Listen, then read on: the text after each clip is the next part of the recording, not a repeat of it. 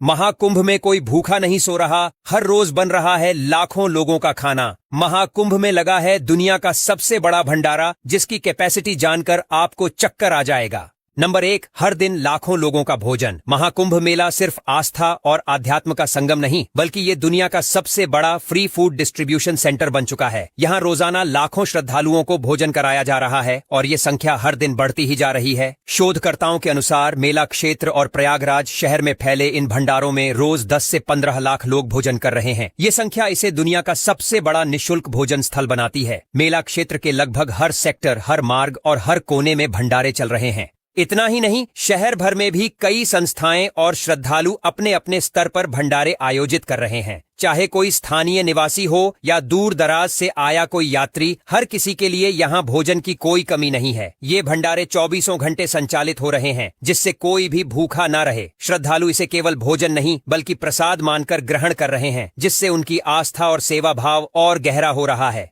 Number 2, खाने का इंतजाम। इस भंडारे का सबसे दिलचस्प हिस्सा इसका अद्भुत भोजन प्रबंधन है। इतने बड़े स्तर पर भोजन बनाना किसी अजूबे से कम नहीं है। यहाँ रोजाना 20 लाख आलू की सब्जी बनाई जा रही है, जिसे श्रद्धालु प्रेम से ग्रहण कर रहे हैं। इसके अलावा 50 कुंतल चावल की खीर हर दिन तैयार की जा रही है, जो श्रद्धालुओं के लिए मिठास का प्रतीक बनी हुई है। भोजन सिर्फ यहीं तक सीमित नहीं है, बल्कि इसमें कई ट्रेडिशनल डिशेस भी शामिल हैं, जैसे पूड़ी, कचौड़ी, हलवा, खिचड़ी, चावल और कढ़ी।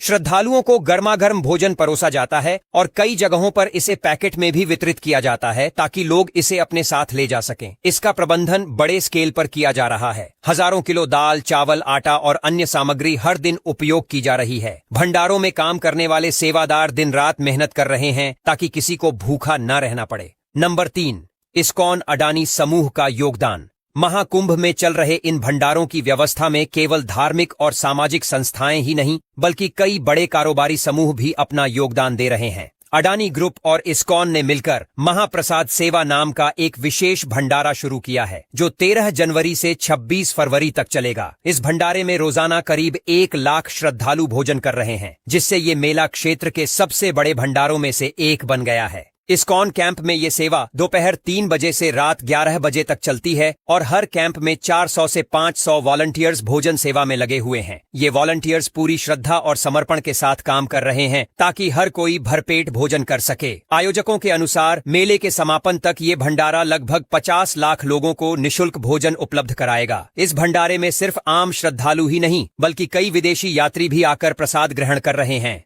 नंबर 4, पूरे प्रयागराज में भंडारे। महाकुंभ मेला क्षेत्र तक ही सीमित नहीं, बल्कि प्रयागराज के कई हिस्सों में भी निःशुल्क भोजन वितरण किया जा रहा है। विभिन्न धार्मिक संस्थाएं और संगठनों ने तुलाराम बाग, ओम नमः शिवाय आश्रम, अक्षय पात्र फाउंडेशन और अन्य स्थानों पर अलग अलग भंडारे लगाए हैं। खास मौकों पर, जैसे पौष पूर्णिमा, मकर संक्रांति और मौनी अमावस्या, शहर के हर चौराहे, हर गली और हर मंदिर के पास श्रद्धालुओं के लिए विशेष भंडारे आयोजित किए गए। हजारों लोग यहाँ प्रसाद ग्रहण कर रहे हैं और इसे एक आध्यात्मिक अनुभव के रूप में देख रहे हैं। इसके अलावा कई भक्तों और व्यापारिक संगठनों ने मोबाइल भंडारों की भी शुरुआत की है। इनमें भोजन के पैकेट्स तैयार करके जरूरतमंदों को वितरित किए जा रहे हैं, जिससे वे कहीं भी रहते हुए भोजन पा सकें। इस तरह प्रयागराज शहर सेवा और भाईचारे का जीता जागता उदाहरण बन चुका है, जहाँ कोई भी भूखा नहीं सो रहा। नंबर 5, भक्ति और टेक्नोलॉजी का मेल। इस बार महाकुंभ में भक्तों ने टेक्नोलॉजी का भी शानदार इस्तेमाल किया है। आधुनिक युग के युवाओं ने एक ऑनलाइन ग्रुप बनाया है, जिसमें श्रद्धालु एक दूसरे को जानकारी देते हैं कि कौन से भंडारे में कौन सी डिश परोसी जा रही है। अब भक्तों को लंबी कतारों में खड़े होकर मेन्यू देखने की जरूरत नहीं पड़ती। ऑनलाइन ग्रुप्स में अपडेट मिल जाता है कि कहाँ खीर, कहाँ पुड़ी कचौरियां और कहाँ देसी घी का हलवा मिल रहा है। इससे श्रद्धालुओं का समय बचता है और वे आसानी से अपने पसंदीदा भंडारे तक पहुंच सकते हैं। भक्तों का ये डिजिटल इनोवेशन दर्शाता है कि महाकुंभ सिर्फ आस्था का संगम नहीं, बल्कि टेक्नोलॉजी और आध्यात्मिकता का भी मेल है।